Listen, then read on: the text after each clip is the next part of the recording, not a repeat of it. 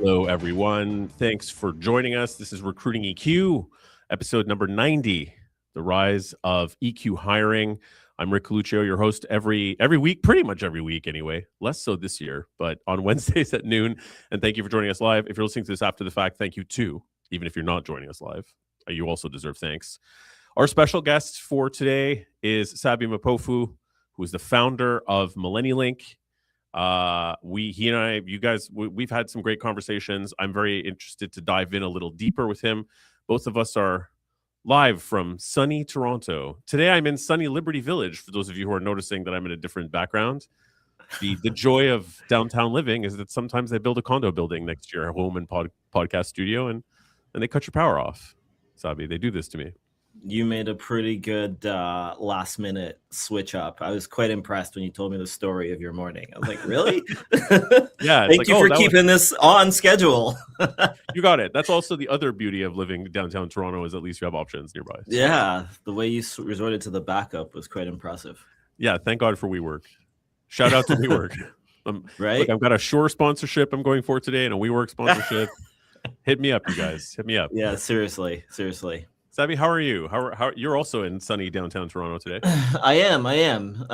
Wishing for more sun, but happy for what we have. You know, I think we're almost in non-jacket weather. Fingers crossed. That's soon. But I'm good. Can't complain as far as work and personal. Excited to talk to you. I know. Last time I spoke to you, I just kind of got lost in conversation, and then we got up and I was like, what happened? That was supposed to be a half-hour meeting turned into 90 minutes. So it's definitely looking forward to connecting today. But that was too much, right? Like, we had a half-hour meeting down in the sort of lobby of your space, which is this nice barista bar kind of situation downtown. And then I'm like, they're cleaning up. I think they're kicking us up. I think we've lost the whole afternoon somehow in a good way. Yeah, they were just not going to serve us anymore. We could stay for as long as we wanted, but like I said this to you when we were just coming on, we've definitely, I guess, this is now aging us, but we've been through a few eras in recruitment, and we're now the back in my day guys. So 100%, 100%. It is up to us. We've now taken over as the leaders of tomorrow, Sabi, and good for us. We just need a fireplace and s'mores, and we can tell recruitment stories forever. Exactly. We need smoking jackets, like Hugh Hefner style smoking jackets and slippers and a cigar, and be like, back in my day, we used the yellow pages. Yeah, exactly. I used to call based on cue cards and torn out sheets from books. It only took me 12 tries to get a hold of him, but damn it, I did. Yeah, he hated me until he realized I was pretty cool. Yeah, it's funny. It is funny. And yes, we have been through the eras. And I think that's, you brought up the topic to me last time we were speaking right off the cuff about we are entering an era where EQ hiring is perhaps back in style. It's hard to even tell, but in style in a new way. It's the dawn of a new era of that kind of thing. That aligns very well with the mission statement of this podcast in general. So it just made sense for us to continue that awesome conversation here for the benefit of people who are just getting in there or people who are also feeling the same way. Yeah, I think I kind of, almost came into it just through, my own learnings as a leader and, just kind of going through what allows us to hire in the recruitment industry and, the way we go to market and, just naturally, we create all these requirements for the way we sell or the way we recruit and, the results that we want to achieve. And, fundamentally, I think what allows us to get there is the EQ. But, what made me bring it up with you when we met was, the need to be very specific and intentional about, what EQ is or how we define it in our organizations and, what we want to, look for. Because when done well, that's the part of the job that is harder to, coach and help people develop in. And so, I kind of just came to, my own realization and was like, hey, I feel like this is maybe what we want to focus on from like an 80-20 kind of thing. And, skills can be trained, but EQ is a bit harder to fill gaps in. 100%, 100%. And I do want to get into some of the weeds with you on that too. But before we get too far down that rabbit hole, I would like to maybe take a little bit of time if you could talk about sort of your background, your story, bringing you to here, like prior to being, a founder and a leader in your own business. Maybe just a little bit about what made the man we see before us today. Your journey to get here would be great. Yeah. So I graduated from McMaster in 2008, and at the time that was the previous, I guess, recession or downturn in the economy. Yeah. And really started recruiting. That was my first role, and started recruiting in a downturn, and kind of got like a bird's eye view as to so I was on the recruiting side, but I'm observing people, selling as well, and just understanding like what makes clients or how they prioritize hiring when everything else is like, hey, we need to cut costs, right?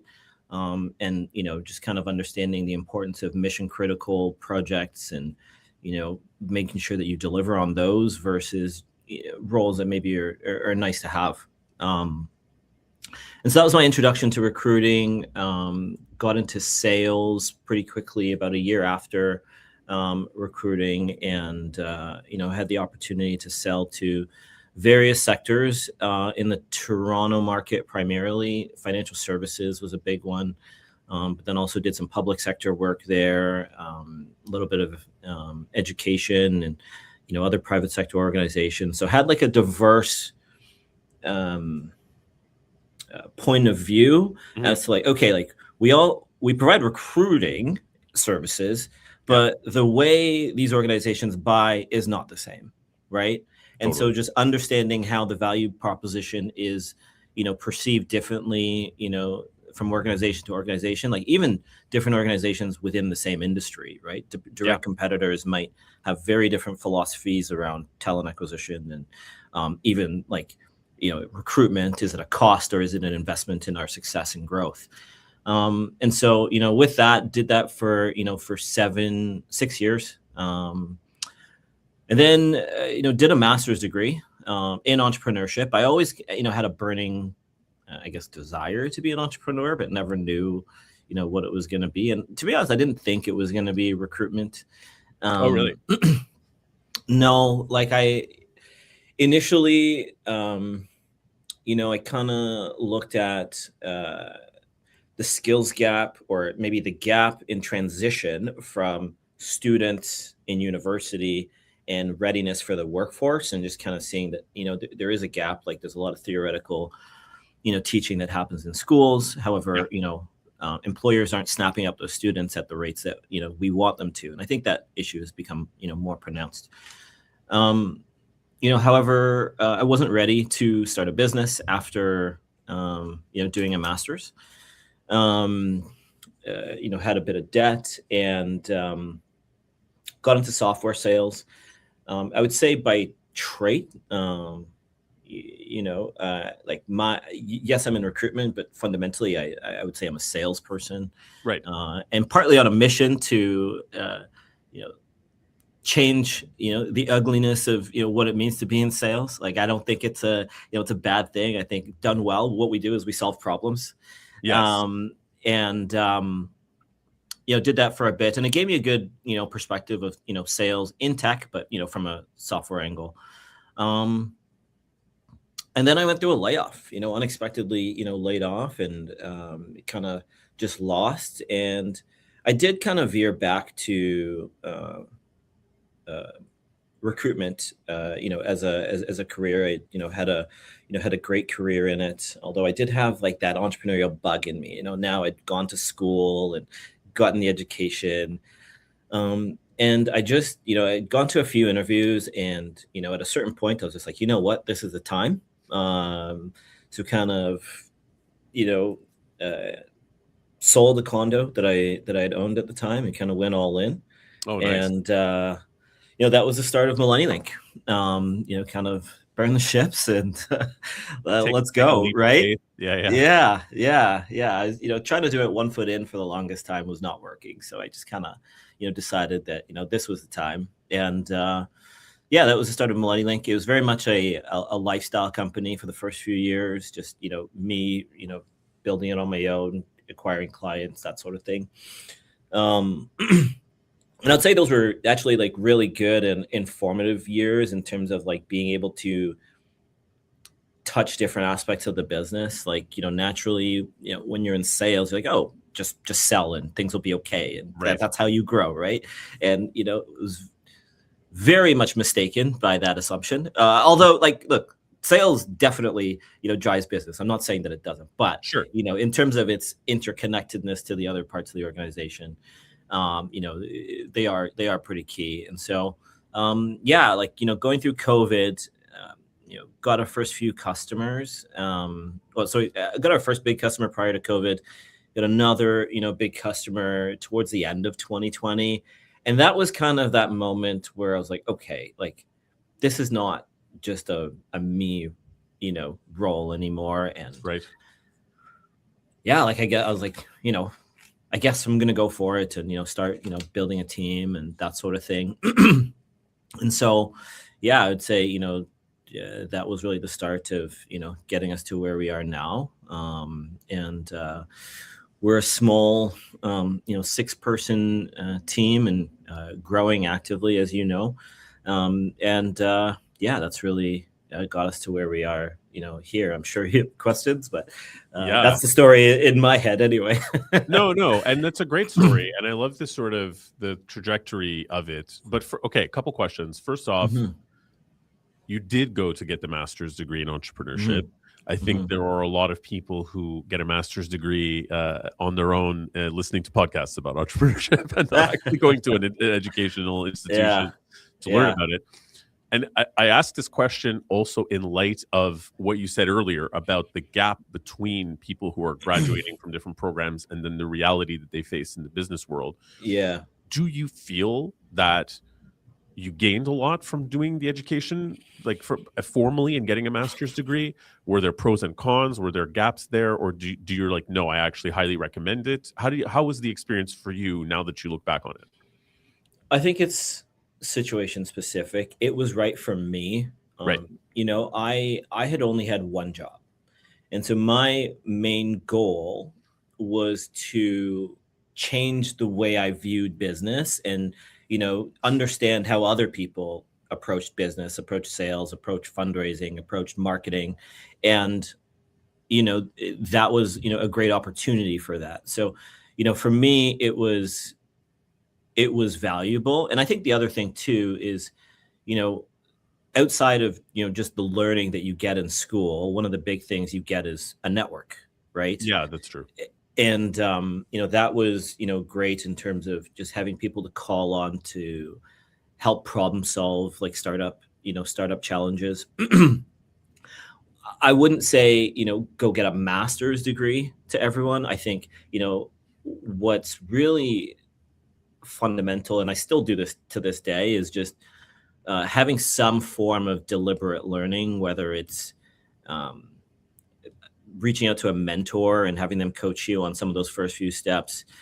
You could go into a program and get an undergrad or a master's degree, or you could be part of like a network where you have access to people that are part of entrepreneurial ventures. It doesn't even have to be like you going into something as the founder. Entrepreneurship is very much a team sport. Business is a team sport. True. But I would say the learning aspect is what's critical, not necessarily the fact that it was a master's degree. Because the reality of entrepreneurship is it's lonely and it's hard to ask questions to people that like genuinely understand the depth of maybe the problem you're trying to solve or the impact of something going bad, right? Yeah. And so seeking out mentors, teachers, I think is the most invaluable thing. And it really never stops, even, because every time you grow, it's the first time you've been at that size, right? Every time, whether it's revenue, employees, geography, like it's always your first time. And so the learning it's a continuous journey, but at the time it was what worked for me. Yeah, no, that makes total sense. That's a great answer. And another thing that's interesting about it is that here you are going all in. You've sold your Mhm. condo. You're like, that's Mhm. it. Like, burn the ships. Let's do this thing. There's no turning back now. And then you get your first client, and then COVID hits. So, Yeah. like, I think a lot, I think a lot of people.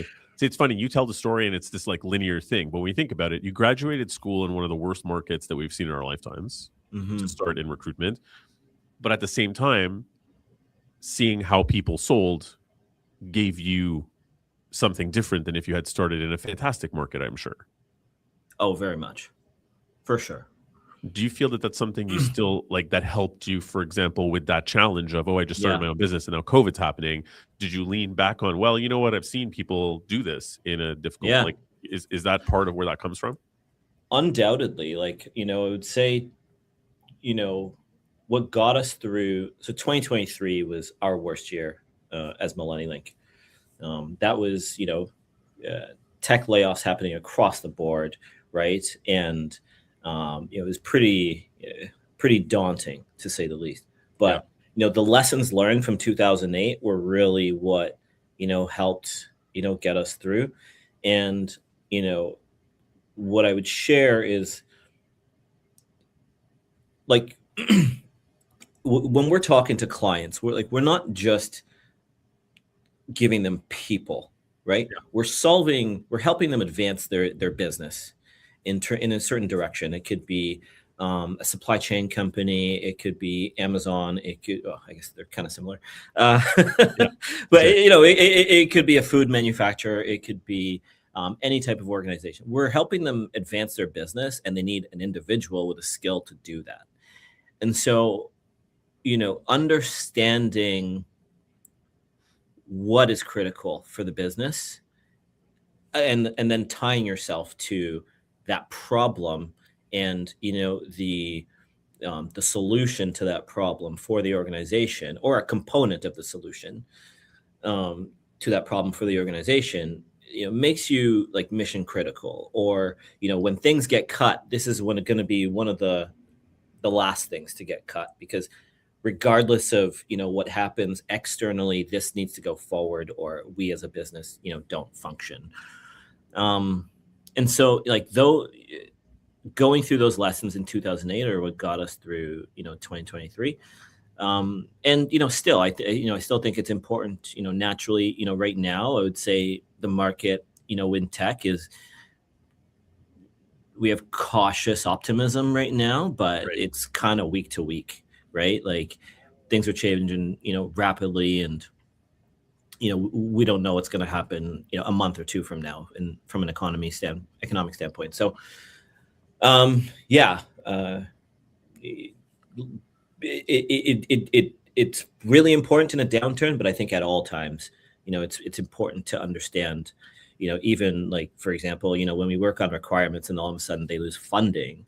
Yeah. Well, it's like, where on their project list was what you're working on, right? Because if it was gotta go no matter what, then that funding would be there. And I think it doesn't mean don't work on the other stuff. It does mean, though, like, when you need to set a floor in your strategy, start with mission critical and work up to nice to have. Yeah, for sure. I think even just being able to qualify the difference as a Mhm. salesperson is, in some cases, and I don't mean this to be a shady statement, but when I do speak to people who are in sales, I think it's something that's like, I don't want to say it's a dead art exactly, but it's not totally being trained or encouraged. Right. I think, like you're saying, coming out of difficult situations and seeing how people creatively deal with that, there's successes and failures, but trying to change your MO and push through and figure things out, even if you have failures, the benefit of it is that you grow as a person, right? As a Yeah. salesperson, and you learn. So you come out of it different, even if you didn't succeed massively. There's a benefit to you. I'm Yeah. seeing a lot of environments where people aren't really getting the sales mentorship or the sales training, particularly in recruitment. And I honestly believe it's a function of the craziness that's happened since COVID. I think that COVID has been like, people aren't in the office as much. They're not hearing, like you were hearing, what the more senior people are doing that works. Some people came into a really great market and then it bottomed out. Like, how are you seeing that affect what's going on out there?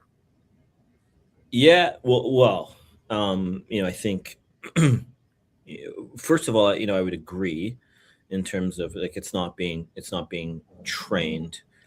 Um, I think it's unfortunate that we're kind of there, and I think the reality is we like in COVID, sales was you could trip over business, right? In Yeah. tech, like it was easy. Um, and so, I think there's, you get success, you get confidence, right? And you're like, hey, this is working. Why not? Just keep redoing what I'm doing. It's working. And then all of a sudden you hit a high interest rate season, or, something changes that's out of your control. And you're like, well, what I was doing wasn't working. Um, and there is like eh, I love working from home. I love working, in my sweatpants and all that sort of comfy stuff. But when it comes to learning, there's just different ways that we learn. We learn, by sitting down and somebody on a whiteboard teaching us how to do something. There's also like, hey, being in the field and maybe observe and watch someone else, do something. And then there's the reverse, right? Where somebody else now watches you do something, but that like, okay, well, if I screw up, this person's there to have my back. And it was almost like that, reverse, like role play, but like, Yeah. in a live environment. And you can't do that, remotely, right? You only get like the one, like, hey, look at my screen and all that. And I'm sure there's now different ways with like VR and that sort of stuff that you can like be there. But Sure. I think you don't catch the stuff where you're just going about your day and somebody is like listening to a conversation. Yeah. And you know what I mean? Or they see or hear something and they're like, hey, what was that? Can you talk to me for 2 minutes? And like that happens so much throughout my day, right? Like every single day. Yeah. And so like, you compound that over time and, people just, learn how to handle situations better. Because, in recruiting, like, we're together in the office, but then you're out in the field, you're in a meeting or you're out for a coffee or a lunch, and you've got to be able to, handle, different situations. But,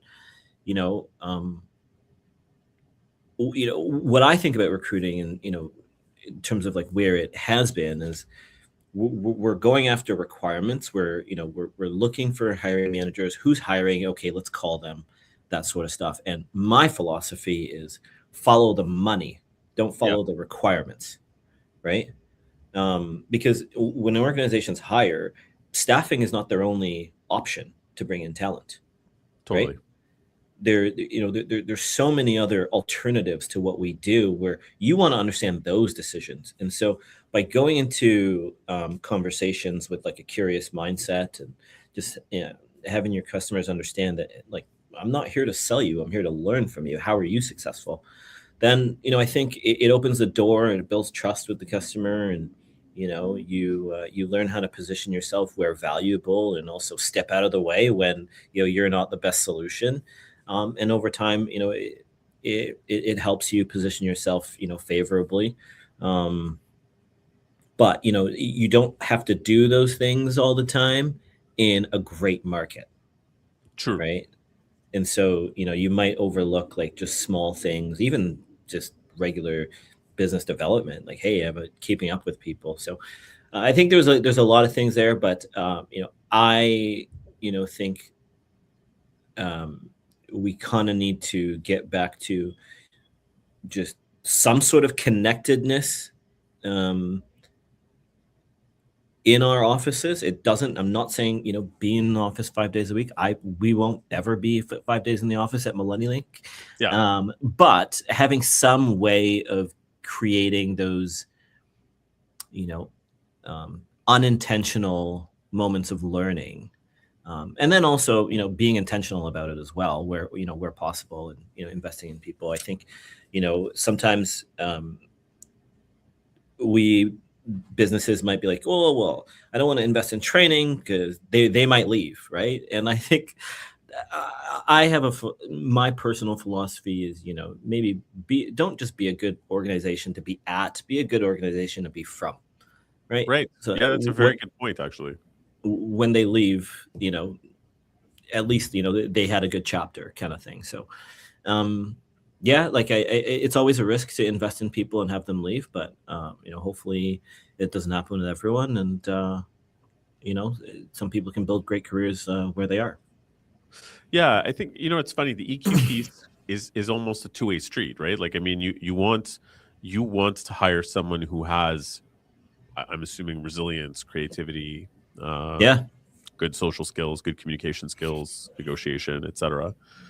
But it almost is like they need to possess those skills, but then as an organization, you also need to have the flip side EQ piece, like you're saying, and being willing to invest in them and sort of, yeah, not only stick to, like, there's this adage, right? Especially in a tough market where people like only stick to money making activities, right? Like, what's right, close to money and only do that.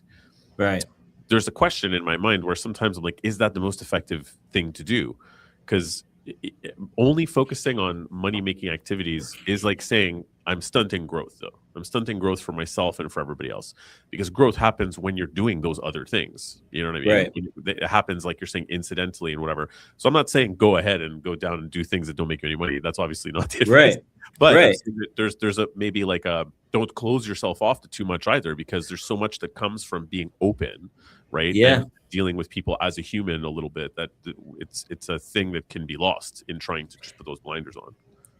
Yeah, absolutely. And I think when we have this conversation, sometimes it might feel like a binary decision, Yeah. when the reality is, you can do a bit of both. Like, one of the core, like, pillars of Millennialink and our core values that are really meaningful to me are, like, we are a company that prides ourselves on high performance and delivering for our clients, and working hard. And so, like, that is Millennialink, right? And you might think, well, like, to be in like a high performing role, or you could even switch to go from business to like sports or anything. Like, these are not like 8-hour jobs, right? And that is many times true. However, you can still prioritize wellness and have a culture where even the meaning of wellness like evolves as you bring in new people, and new they have different requirements for what will allow them to be successful. But I think when we are able to do the other things, like the people focused activities, right, consequentially they're more motivated and bought into wanting to execute their job, and that typically results in the ability to drive revenue and profit. So I don't see them as separate. The balance, depending on the moment in time, may change, or even the position or the individual. But I think when we're trying to, I guess, make money, it's not always going to be A to B. It might be like A to B to C to D, but we've got to go from A to B first. Like, we can't just go from A to D. Yeah. And so, I'm hoping that analogy makes sense, but that's really how I think of sales, but also like leading and just doing what we do in our industry. I think we want to make placements all the time, but we need to first uncover, like, what are we solving for? What is the business trying to do? What does success look like? How are you measuring it? Who else are you considering? These are all important information. This is all important information to truly turn around and deliver, in my experience. Yeah, I think that's a good point. Like the not skipping steps and looking at the different pieces of it as valuable, short, medium, and long term. It almost feels like there's an existential debate that goes on because of the existence of AI and robotics that are automating a lot of jobs away. You know, Yeah. it seemed like for a little while, most of my life as an old man now of 45 years old who grew up in the 80s and 90s, people talked about companies as being like, they used phrases like, the customer is always right. We want to provide excellent service. We want to make an elite product. We want to be a brand people can trust. That's the point of a company, is we want to be a trusted brand and we want people to be beloved and so on and so forth. Mm-hmm. Nowadays, when I hear people talk about companies, the company's function is to make as much profit as possible for the shareholders. And that's what a Right. company is. The Yeah. definition of a company socially has changed in what you ask people what a company is, even Right. people my own age, let alone Yeah. people who are younger. And I'm Mhm. like, are we not skipping to D there? Are we not skipping all the middle point? Because you could just invest money or be a day trader and not have a company and just make as much money as you can. The Right. whole company part should also be a thing, no? Where you want to provide something, solve some sort of problem, be known for Yeah. something. Yeah. I think that's, geez, you said quite a bit there. Well, now, with AI, we're either entering or we're already there in Yeah, an era. I would venture to say we're there, where like economic growth is decoupled from employee growth right. Yes, yes, for because sure. of AI, right? And so that, naturally is now going to maybe change attitudes towards um, the role of what we see as, companies doing.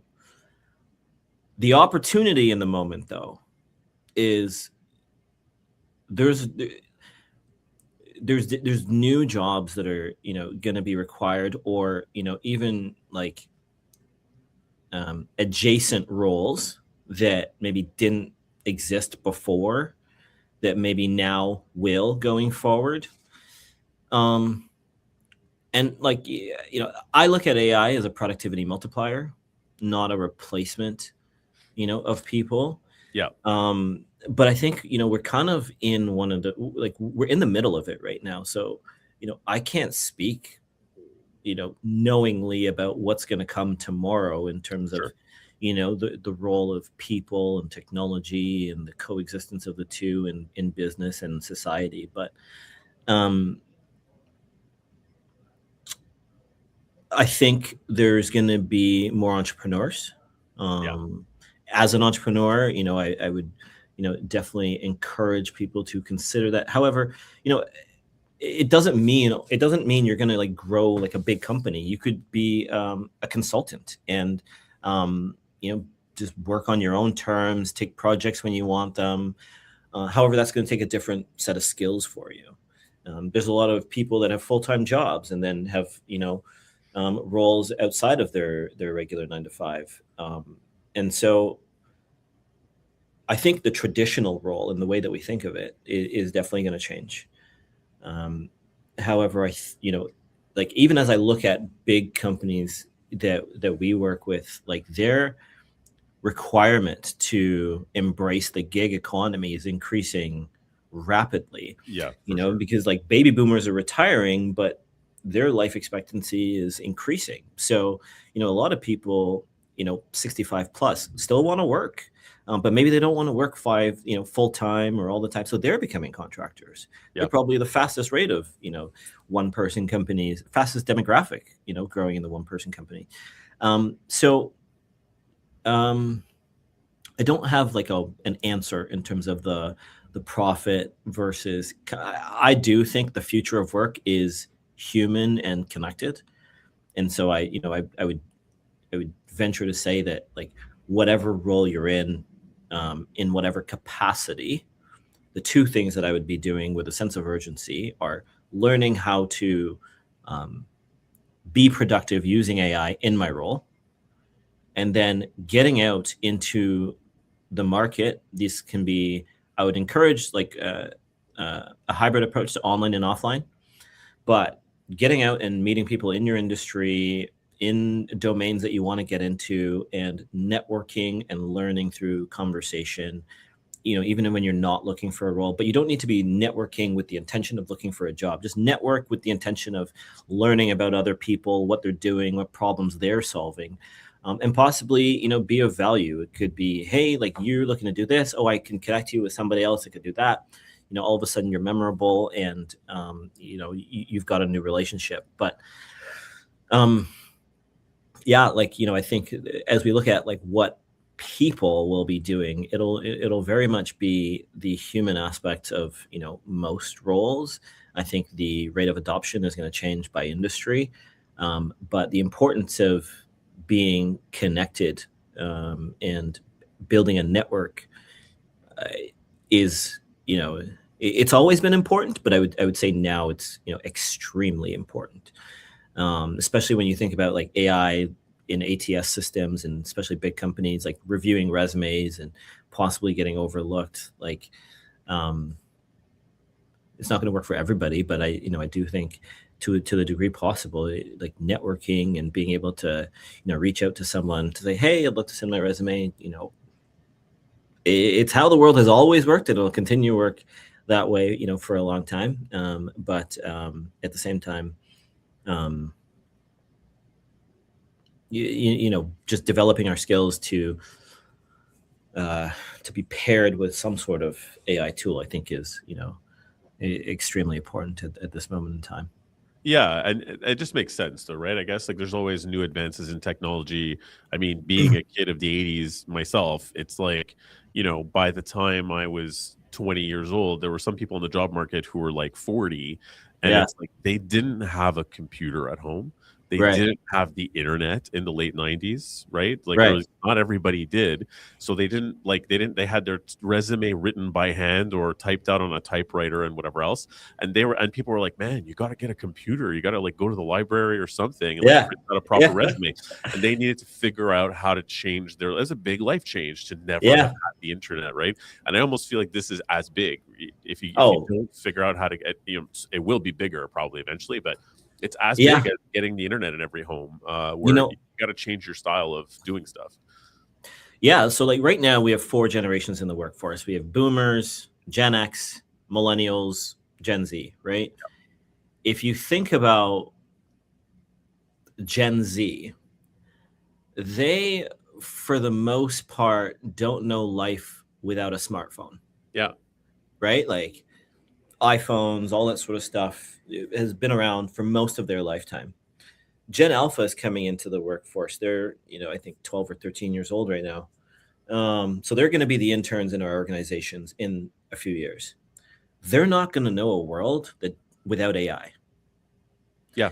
And like, millennials, we've kind of seen, a lot of that change and kept up with, or tried to keep up, at this point we're like, it's a lot, right?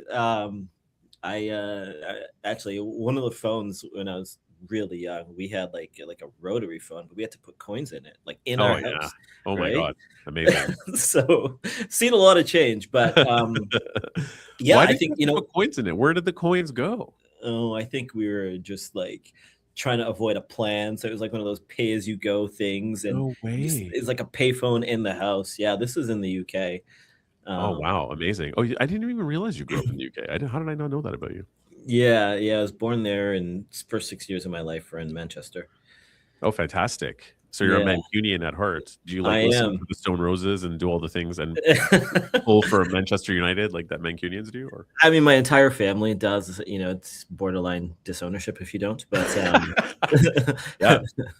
it's different in terms of the way they approach, football or soccer. But I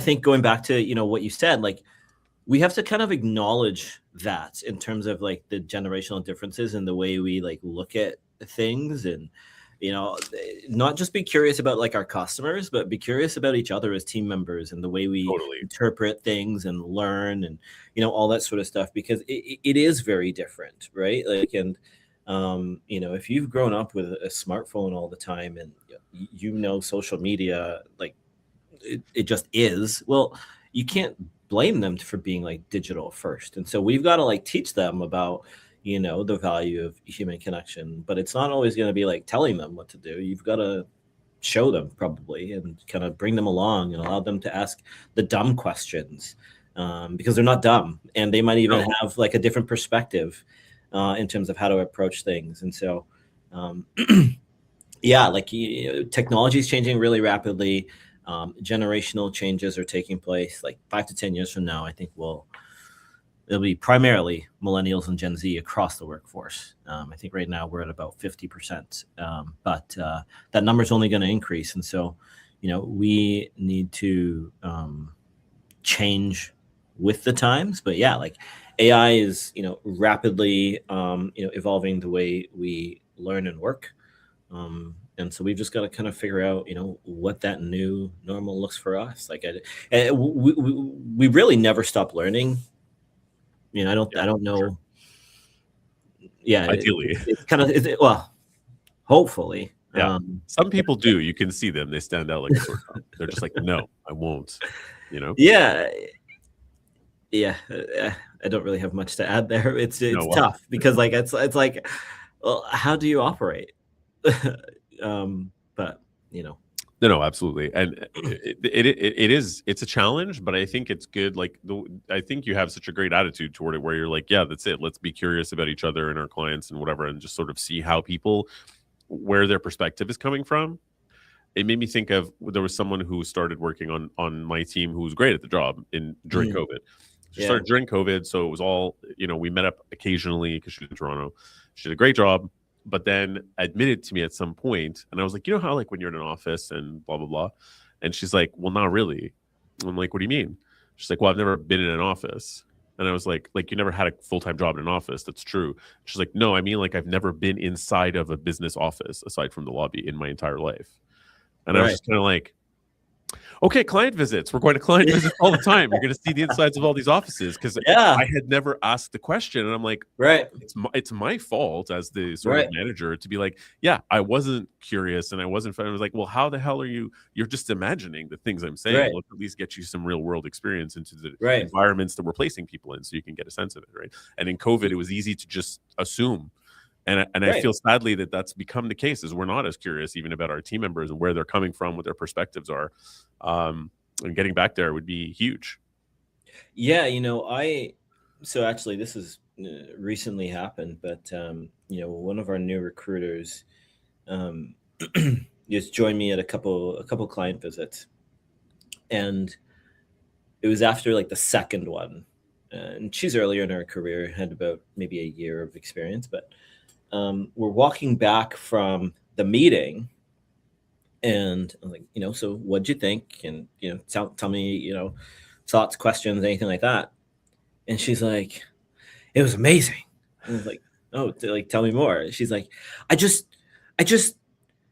so excited to go back and recruit. Like, like awesome. When I'm sitting behind my desk, I'm like, I know what I'm looking for, but like, when I'm sitting in front of the client, like, I understand, like, we're actually like solving like problems, and like how, like, she goes, I just feel like, I feel a larger sense of purpose.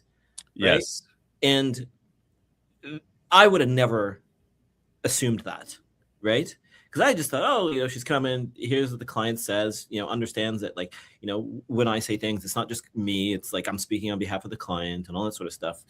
And but like, just getting that point of view was a reminder to me as a leader, like, hey, like, the way I started in recruitment is not how other people started. And their understanding of the interconnectedness of, hey, when I recruit and I place someone in an organization, and now that organization has to go on and, do business in whatever fashion, like there is a ripple effect in terms of, the value you're creating and the importance of what you're doing. And it's not just looking for skills and a voice on the other end of the phone. we're dealing with people, but it was what she said, but it was also how she said it. I Yeah. realized that I had struck a chord, and it was training, but it was also giving her like a different point of view of, hey, this is what you're doing is impacting these people over here, and this is how. And you can hear directly from them in terms of what you're doing and why it's so meaningful to them. So that was pretty cool. But a reminder for me as a leader to kind of just bring them out, even if it's Yeah. not part of your job. Just, hey, come and witness something cool or be a part of a conversation, right? No, for sure. It connects. You used a great word, right, too, which I believe you said was it impact or purpose? Purpose and Mhm. impact. Those are the things I hear a lot from people who get burnt out working in recruitment, in sales, etc. And I feel like I'm reminded of a friend of mine who says, like one of the big problems he's much more highly educated than me, so this is a sort of a more university academic point of view, but it's like one of the big problems with where we're at in our stage in end stage capitalism, if you want to call it that, is that people are so separated from the result Yeah. of the work that they're doing that they Yeah. don't feel like it's meaningful. And Right. it's not a money thing. You can give them commission for it, but it doesn't make them feel as humans like they're making a difference or like what they do matters really. And Right. after a while, that can demotivate you, no matter how Right. much money you're making, really. Right. Um, and just being connected to that human energy of, oh, I did something and look at I see the result of it, and human beings had a problem that's solved, and feel the energy from them of that they're happy that this is the result of the thing that I did. That Right. connection again is sort of the EQ advantage that I feel to an extent we've lost, especially post COVID. Yeah. Yeah. No, absolutely. It's so important, and I think there's so much, like, even when you think of like just mental health and loneliness and all these Yes. sorts of things being at all-time high. I no sort of therapist or anything like that, but like connection and just being the ability to see, feel, hear what you're doing and its impact on other people kind of gives you like an internal sense of satisfaction, I would imagine, and just overall job. um just understanding that you're not just checking a box. And so, yeah, I think coming out of COVID, but also like now with this whole return to office um uh push that we're experiencing, I think we shouldn't just be asking people to coming back to the office just to come back to the office. Like Yes, agreed. the point to coming to an office is to do the things that we're talking about, Yeah. right? So that when they're at home, they now are recruiting from a different point of view. And I always say, like, recruiters turn job descriptions or data points into stories. So, a candidate can say, hey, not just what are the skills that you're asking me, but like, how will this impact my career? Where will this help me go to next? These are my goals. Is this the path there, or do you suggest something else? Like, that is the value that we provide. It's not necessarily like matching keywords on a resume or updating a resume. It's really being able to say, hey, you're here, I know you want to go here, this organization is is looking for someone like you, right? And I think you'd be able to achieve your goals both personally and professionally. um, and so, yeah, I think as we return to office, we have an opportunity to kind of close these gaps, and kind of help impact positively some of the challenges that maybe we faced, because at the end of the day, like, when you think of like the profession of recruitment, like, I know historically we've always said people are the most important asset in a business, right? And nowadays, you're probably being challenged, and you'd probably say data is, right. Like, toss up. Yeah, data is now the 21st century oil, but um, it's still up there. It's on the podium, right? In terms of like when we provide good people that move business forward, like that impact is, ginormous. And so it's important to witness that and understand, the downstream impact of um, what a successful or unsuccessful placement looks like, and be able to just continue to build on our value proposition as recruiters. Because on one hand, when we don't, we devalue ourselves and our industry. Yeah. But on the other hand, when we do, our clients love us. It's true. It is absolutely true. Like it's important, and part of the raison d'etre of this podcast is also to focus on the humanizing what it is we do a little bit, because I think Right. that there is, especially during COVID, there got to be a pretty low point of people feeling like, we saw online, like all the memes about how terrible recruiters are and they ghost you all the time and they're like not people and they have no souls and so on.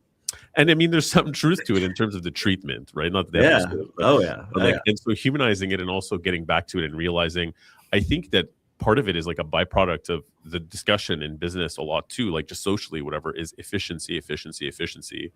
And I mean, we're at a point now where humans are not the most efficient option to get done a lot of the things that you want to get done. So there is literally like, okay, cool. So if we're only looking at efficiency, that just means no people. And I don't think society functions if we're just like, no, let's get machines to do everything. What is like what is a job then in the end anyway? Like, what are we doing in life? Will we have a sense of purpose and all this other stuff? And to remember that we are the job market actively, like every day, the choices that we make and what we do and whatever we're not at the mercy of it really. Like we're and we're also the consumers, right? Yeah. Like we're the people on the other end motivating these companies to take on these initiatives. And so like until further notice, as far as I know, AI is not buying stuff right now. Not yet. God, thank God. But we are the job market. We're also the consumer, and so like just understanding that, and then reverse engineering the puzzle, is really important. Skill for us to develop. And like I said, the demographics are changing with the various generations, but at the end of the day, it is people. Yeah, it is, and it will remain.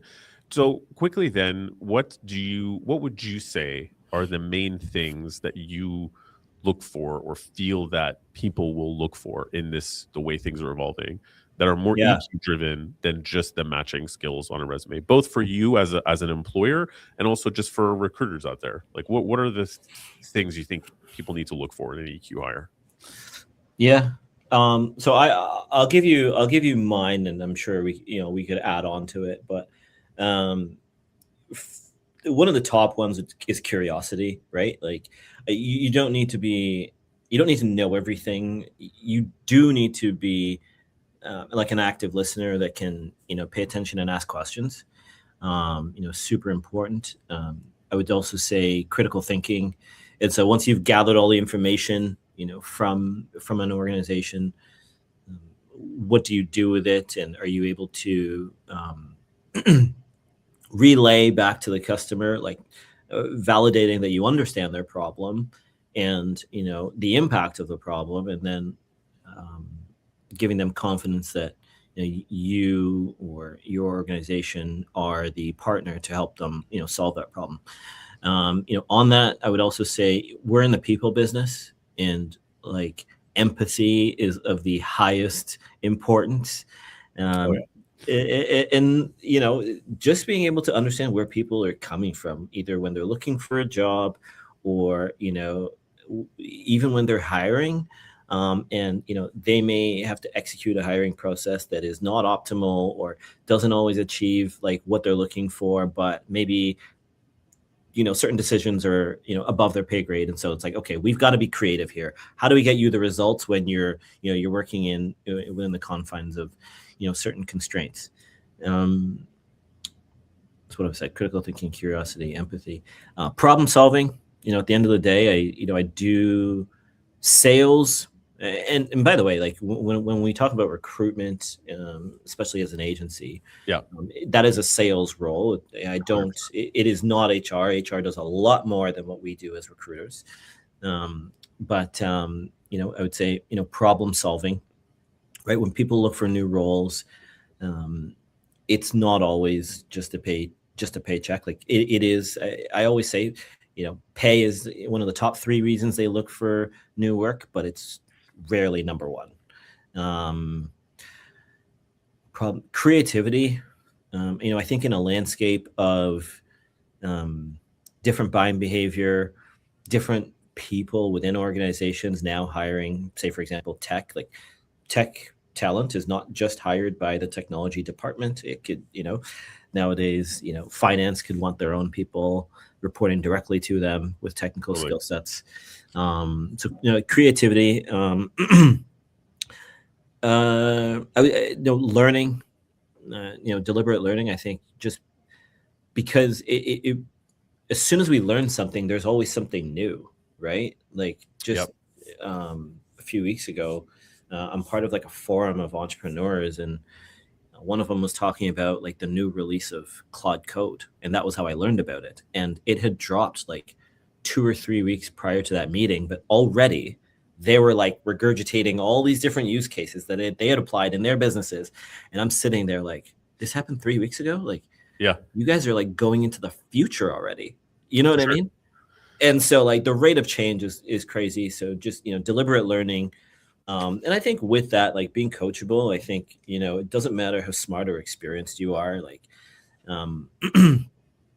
we always have something to learn from people with more experience, but there's also actually a really high value in learning from people that are naive or don't know anything about the vocation that they're entering into, because they don't have any sort of bias or previous frame of reference, and they just tell it how it is, almost like a kid, right? With childlike curiosity. No, it's a very good point. You just learn from them. So, coachability and learning, those are two. Now I'm sure I'm missing others, but I think those are like the big ones. And I think when you have the majority of those, like you don't have to have all of them. We can teach you, how to recruit, but if you have empathy and you have the ability to ask questions, and you have the ability to look at information and say, okay, this person wants this. Do they exist? Maybe not. Okay. Maybe I can challenge them back and just, kind of problem solve with the customer. Not because I don't want to give them this person, but I just don't know if I want to sign up and say I can find it when I don't think it exists. Right. So I think just having that, a combination of those things, and I think the IQ part of this is how you structure a conversation, all that sort of stuff, is that can be done later on. Yeah, I totally agree with you. I hope to hear more of this from my own clients and other people out there on the market. I feel like there's a fear whenever, big events happen, whether it's COVID or the 2009 market crash, or, now obviously there's various conflicts going on globally. And so, the price of gas, the price of oil rather, and the stock market, and there's always something. But when those things happen, I feel like people are like, give me someone with an existing book of business that I can predict, and that's it. And you never can predict it. And so it's just kind of like, I understand why people are afraid and also need to hire. So I sympathize. It's not like I'm saying I don't get it, but I look forward to more conversations, which are like you're saying, like who is this person? Do they have capacities that they don't even realize yet that we can help unlock, that could have a long potential run with us and do things they didn't even know that were possible? Like that's much more exciting and human and rewarding. Yeah, no, absolutely. And, I would say, looking for people with a book of business is fantastic. I understand it. I do it. And you know that, but totally. Can they replicate it in your organization? That's not always the case, right? Exactly. Especially if they walked into an MSA versus put it in place. I think some of the other stuff, just kind of lends itself to be more flexible to different situations, where it's like, okay, in this situation, do this. In that situation, do that. Okay, in this, don't do what you did over here, over there, but keep doing. You know what I mean? Yeah. There's so much, because I say recruitment is not rocket science, but there is an insane amount of variables because our product is people. And so there's, the organization of information is absolutely critical, because there's just so many angles that something could come up and change a successful placement or not. And so Yeah, this is now turning into one of our 90-minute conversations where I'm like, oh, there's a lot here, but yeah, it's not rocket science, but there's just so much information that we have to be cognizant of. Where, I think some of the EQ stuff lends itself to just asking why, and again and again and again, and then at a certain point you will understand, but asking once, you typically get the what, not the why, or what does success look like. Yeah, totally. You don't get any of the nuances, which is really where we thrive. Right. I have Absolutely. two quick questions I want to throw to you before we go. I know we're slightly over time, but Yeah. they're related. One, is there think of something that that was around when you were young that isn't around anymore, that you either and do you miss it, and why? Well, because we were talking about the phone, like I'm just thinking like payphones. Yeah. Do I miss them? No. I think there's a novelty, like when I see them in movies and stuff. Like, one, I feel old, but Yeah. Sure. there's definitely, we were just different. Like, I think we were okay with like silence and not having like instant replies and all that sort of stuff. And so I missed that, Yeah. right? Just the ability to like not have to be like, hey, well, you read my text, why didn't you respond? But yeah, like, in general, I would say pay or landline type of phones. I think some places still have landlines, but it's not really commonplace anymore. That you're totally right, though. It's crazy to think that people under a certain age don't know what life was like when it wasn't an expectation that you were always available whenever someone wanted to talk to you. Right. It's a completely different way of living, which is undersold nowadays. That it's how different. Yeah, nowadays, like, we meditate just to have those moments of silence, where before we just had moments of silence and it was normal, right? Yeah. And if we sat around somewhere reading a book or playing a game or doing whatever we're doing with our friends or by ourselves or whatever, there was no expectation that we needed to be available when someone else had some random idea they wanted to talk to us about, Right. or question. That wasn't even in our heads. Yeah, seriously. Yeah, like I miss it. I think it's like anything. There's good and bad with it. But I am a big fan of just digital detoxes every once in a while. I very much enjoy being unavailable. Yeah, it's a luxury now. Where before it was normal, now it's a huge luxury. Yeah. Flip side to that question, then, is there anything that exists right now that you think won't exist at some point in your lifetime, and will you miss it? Won't exist. Yeah, that will go away. That will go the way of the dinosaur, still within our lifetimes, and will you miss it then? Something that we have now. I don't know. I don't know that they're going away. You know what? I'm struggling with this one. I was gonna say like books and stuff like that, just because like I feel like we're going to like audio and even like Kindle and all that sort of stuff. Will I miss it? I'm very much an audiobook person, but I can't do a Kindle. So like whenever I'm either traveling or on vacation, like I love a paperback, book. But I don't think that's going away. I just think it's less popular, maybe. I don't know. What do you think might go away? And I agree with you that you it's might possibly miss. Going away, though. I think it is in danger of going away someday. That people will see. Yeah, like even like the whole concept of.